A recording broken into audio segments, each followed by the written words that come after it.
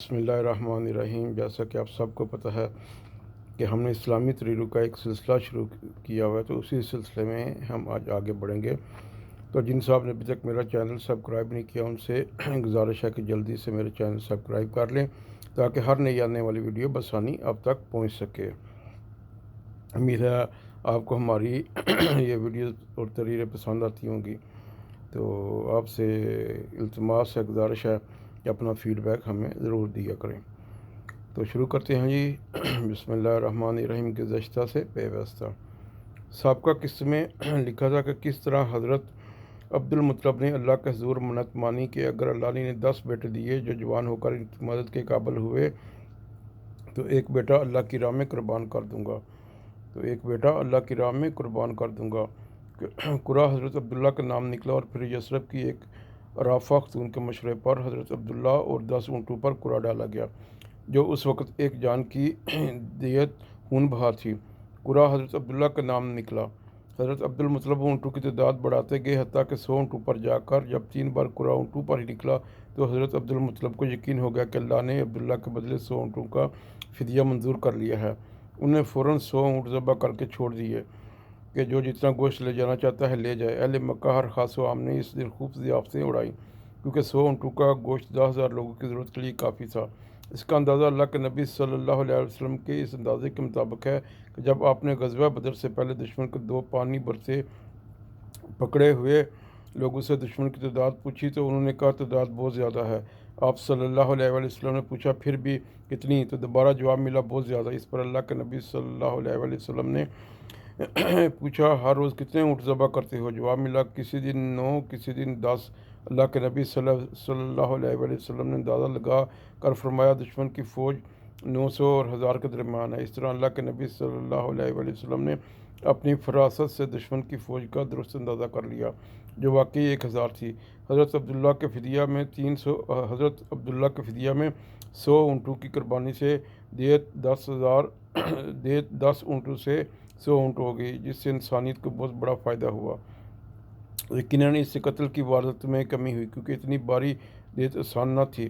اس طرح نبی کریم صلی اللہ علیہ وسلم کے والد بھی انسانیت کے لیے باعث رحم ثابت ہوئے۔ حضرت عبد المطلب کو اب اپنے بیٹے کی شادی کی فکر ہوئی۔ حضرت عبداللہ ایک پاکیزہ شخصیت کے مالک تھے۔ جن لوگوں کے دامن آلودہ نہیں ہوتے ان کے چہرے آسودہ ہوتے ہیں، ان کے چہرے جاذب نظر تقدس سے بھرپور اور پرنور ہوتے ہیں۔ حضرت عبداللہ کی شخصیت بھی ایسی ہی تھی۔ حضرت عبد المطلب کی توجہ قصاب بن کلاب کے بھائی زہرہ بن کلاب کے خاندان بنو زہرہ کی طرف تھی۔ یہاں حضرت آمنہ بنت وہب بن عبد المناف بن زہرہ ان کی نظر میں حضرت عبداللہ کے لیے بہترین انتخاب تھی۔ حضرت آمنہ کے والد وفات پا چکے تھے اور اپنے چچا وہیب کی سرپرستی میں تھی، جبکہ وہیب کی اپنی بیٹی کا نام حضرت حالہ تھا، جن کی والدہ کا نام اہلہ تھا۔ اہلہ حضرت عبد المطلب کے شفیق چچا مطلب کی صاحبزادی تھی، اس لحاظ سے حضرت عبد المطلب کی دوہری رشتہ داری بنتی تھی۔ اس لیے جب حضرت عبد المطلب نے حضرت آمنہ بنت وہب کا رشتہ حضرت عبداللہ کے لیے وہیب سے طے کیا تو وہیب نے اپنی بیٹی حالہ بنت وہیب کا رشتہ حضرت عبد المطلب سے کرنے کی خواہش کا اظہار کیا۔ حضرت عبد المطلب نے وہیب کی اس پیشکش کا احترام کرتے ہوئے اپنے شفیق چچا مطلب کی نواسی سے شادی کرنا طے کر لیا۔ حضرت عبد المطلب کے گھروں اور بنو زہرہ کے گھروں کے درمیان بنو اسد کے گھر سے جو عبد المناف بن قصا کے بھائی عبد العزیز بن قصا کی اولاد تھی، جن میں حضرت ختیجہ رضی اللہ تعالیٰ عنہ، ان کے بھائی وام بن خویلد اور ان کے چچا حضرت ورقہ بن نوفل اور ان کی بہن قتیلہ بنت نوفل رہتے تھے۔ حضرت ورقہ بن نوفل کتب آسمانی کے بہت بڑے عالم تھے اور ان کی بہن قتیلہ بھی باعث پڑھتی تھی۔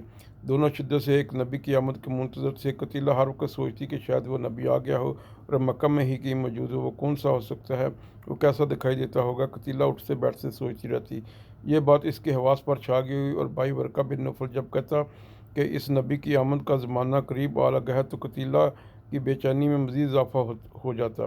بنو اسد کے گھر میں اکثر اس بات پر بات چیت ہوتی رہتی کہ مکہ میں نبی کی آمد کسی وقت بھی متوقع ہے۔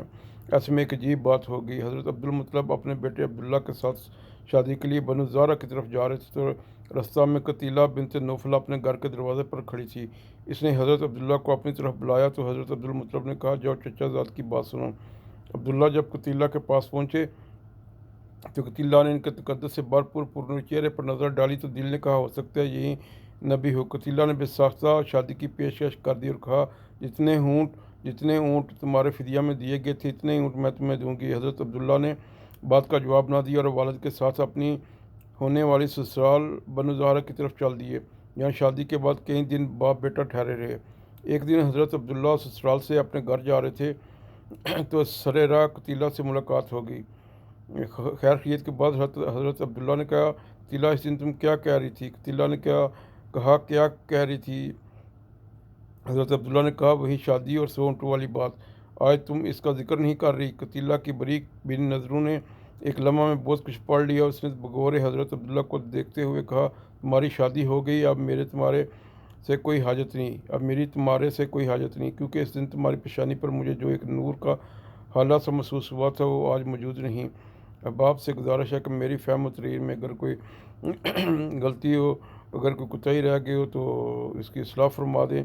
جاری ہے انشاءاللہ تعالی اگلی قسط میں آپ سے پھر ملاقات ہوگی۔ دعاؤں میں یاد رکھنا، اپنا خیال رکھنا۔ اللہ تعالیٰ آپ سب کا حامی و ناصر ہو۔ اللہ حافظ۔